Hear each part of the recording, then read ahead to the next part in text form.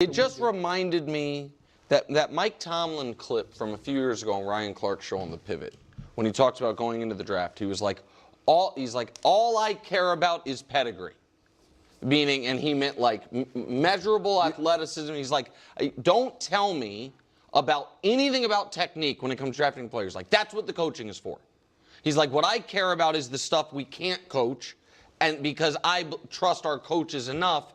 So that's why it is surprising. It's so surprising to me, it's almost a red flag, that nobody, Lance Zierlein on NFL.com had him as a potential fourth-round receiver, that nobody said, all right, in the 6th round, we'll take a flyer on the sick athlete and see what it is. In fact, that just like the Eagles did that. They were like, hey, has the guy played football? No, but he's a sick athlete. Yeah. So we'll take a flyer on him, and I think that's smart by the Eagles. Like, I like that, even though the guy's never played football.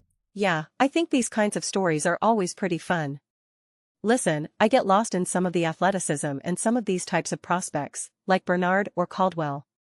When you look at the measurable traits and the pedigree, as Tomlin puts it, you look at them and you go, oh my goodness gracious. You just think, this could be huge, right? Bernard could be an absolute monster. Okay. Caldwell's comparison is Calvin Johnson, right? Oh my gosh. And I understand why Mike Tomlin has that mentality as a coach, because that's the lens a coach looks through. But it's more than just that. I was better than other players who were clearly bigger, faster, and stronger than me. I played with people who were clearly better than me because they were bigger, faster, stronger. Or I played with people who were clearly better than me even though I was bigger, faster, and stronger than them. It's tough, man. You don't always know. This is what I've talked about with quarterbacks as well. You see a quarterback like Spencer Rattler, go look at his highlights.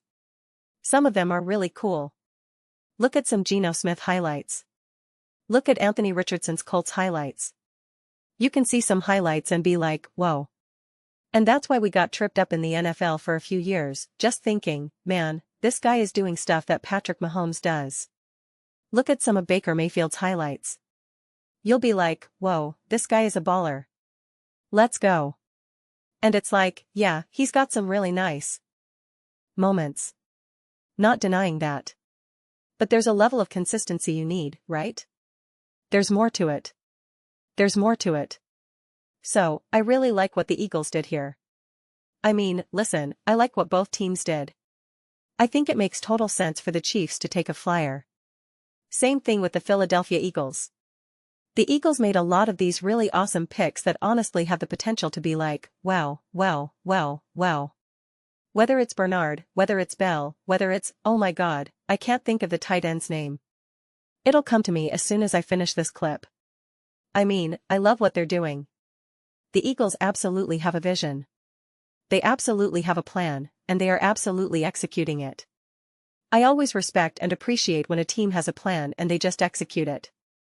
They stick to it, and they get after it. You can always tell when some teams just don't really have a plan. I always think, what's the plan? What's the plan?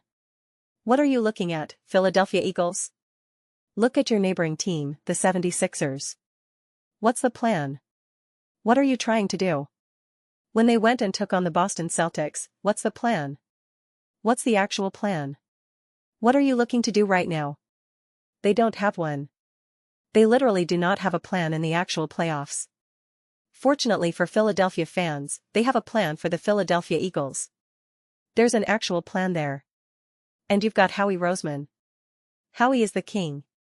This is why it's surprising the Eagles didn't take both of these guys, honestly. But he's the king of taking swings that essentially have zero consequences. That have zero consequences. And if it hits, it's just massive, massive, massive. Jalen Hurts was a swing. Jordan Mailata was a swing, right? Saquon Barkley was technically a swing. Kind of crazy to think of it like that, but it was. And it's just like, Bond was a swing. Technically getting Fangio was a swing. Again, some of these I'm like, unbelievable that they were even remotely considered swings, because it seems pretty obvious and pretty clear now. But they're just so good at taking those swings. If it's a swing and a miss, it's like, nah, whatever. And if they make contact, it literally goes to the moon. The Eagles do this just as well as any franchise in any sport. So it's really exciting. You try not to get ahead of yourself, because again, this is actually kind of a perfect segment. This is a fun segment from First Things First where you're just looking at these two absolute monster athletes and you're thinking, the football production isn't necessarily there. No one really wanted them, technically speaking. What do the Eagles know that no one else knows? What do the Chiefs know that no one else knows? And obviously, if you're an Eagles fan, you're like, well, I hope my guy works out and their guy doesn't. And yet you're using similar logic as to why your guy would work, so therefore maybe the other guy would work as well. It's a tricky situation. I'm not going to pretend to know. Yes, you can have all the intangibles, the measurables, the size, the strength, etc., and go by what Mike Tomlin is saying, but it is more complicated than that. It's a coaching way to look at it for sure, right? Just give me anyone, I can mold anyone into greatness. That's how a coach is going to believe. And I do understand what he's saying about technique, especially from a specific mechanical standpoint.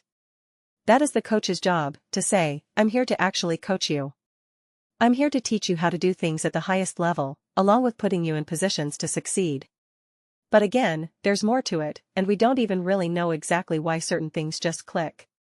Because sometimes, and here's the other thing I think Mike Tomlin may be overlooking, at least in this short sound bite, you can have all the things, right? All the measurables and intangibles. Quite frankly, there are certain people who just consistently improve.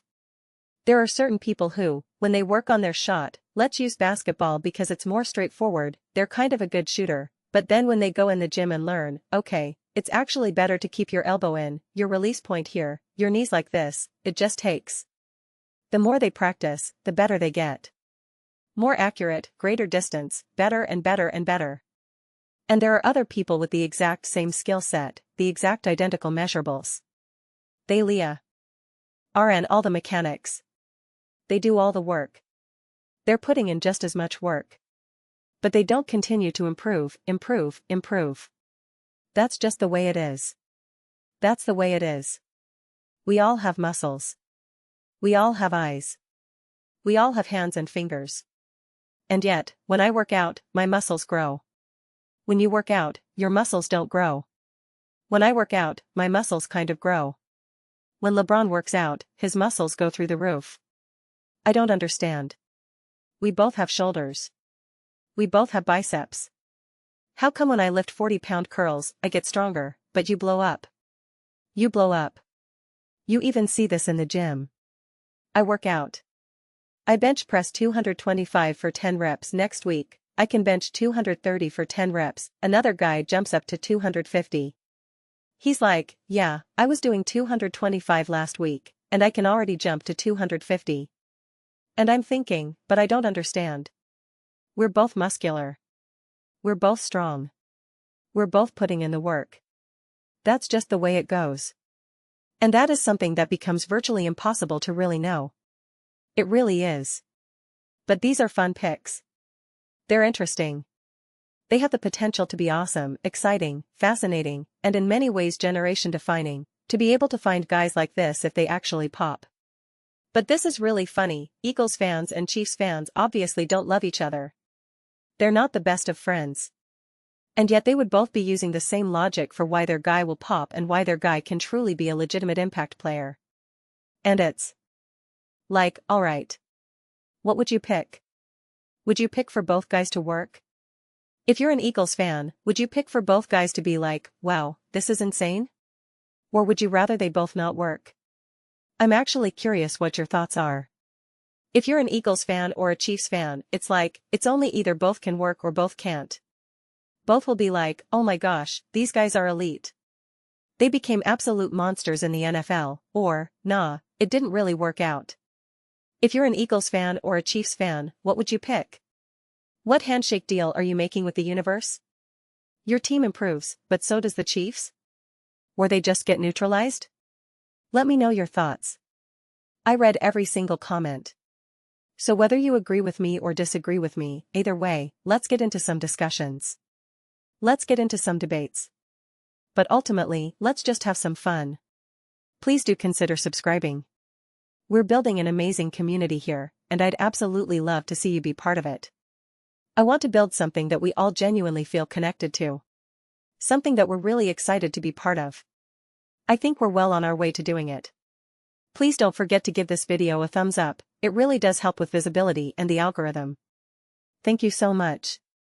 See you next time.